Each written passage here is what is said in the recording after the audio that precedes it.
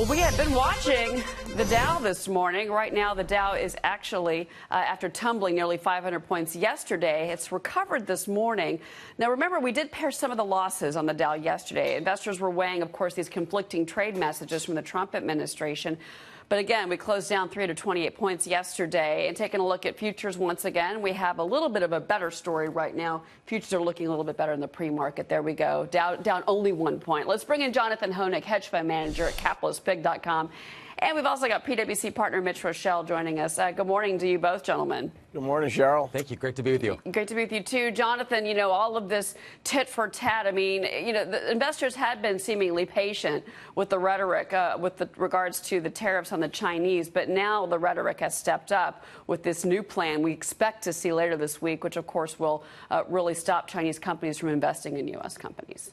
Yeah, I mean, Cheryl, for weeks, investors have been told that the president's tariffs were just threats, that these were negotiating techniques. But the trade war really is on, and this is a self-imposed crisis. As you mentioned, just yesterday, we saw Harley-Davidson announce that they're going to be cutting American jobs as a result of the tariffs. Just this morning, America's largest nail manufacturer announced it's going to be cutting jobs as a result of the tariffs. So we're seeing higher prices, lost jobs, and economic disruption. It's hard to imagine that investors are going to like this, despite a flat line this morning for the Dow. Well, and Mitch, you know, taking a look at specifically Harley-Davidson and that announcement yesterday, it's interesting because, like, it's a 31% tariff that the EU is placing on motorcycles. Sales have been, you know, lagging here in the United States. But one thing that, to their credit, they're saying, look, we're going to move these jobs overseas. We're going to do more international manufacturing. They already make these bikes in Brazil and India and Australia.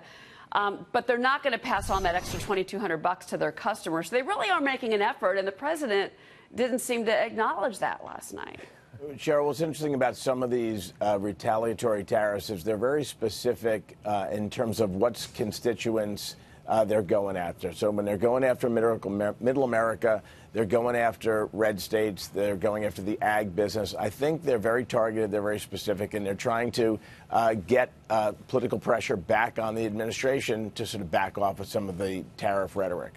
You know, Jonathan, I want you to listen to what Sarah Huckabee Sanders said yesterday. Of course, she was defending when asked about this new plan against the Chinese and the tariffs in general. Listen to Sarah.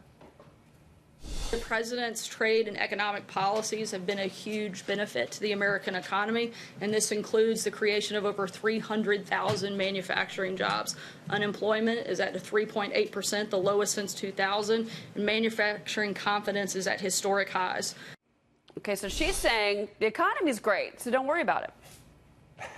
I have to say I don't buy it. I mean, what she didn't mention is, for example, washing machine prices, which have gone up almost 20% since the president's tariffs. Same thing with steel, same thing with timber. And we know the net effect of tariffs when it comes to jobs. The net effect is job losses. I have to tell you, Cheryl, even in the short term, as an investor, and I think our viewers might be more concerned, and that is about liquidity. You know, when investors don't know what the deal is going to be, whether it's the economic bailouts a decade ago or the tariffs today, they withdraw liquidity from the market. It's hard to invest long term when you don't know what the policy is going to be a day or two from now. I think that's one of the reasons you're starting to see assets like illiquid loans and high yield bonds break down as well. Investors are sitting on their hands. And also, Mitch, we saw a move into smaller companies that don't have international exposure yesterday. I look at some of the Rust 2000 companies, and you would actually see some nice pops in those stocks yesterday. But, you know, really quick, the effect on the economy, we did get some good new home sales data yesterday, so that was nice to see, that data, but that didn't really help the Dow.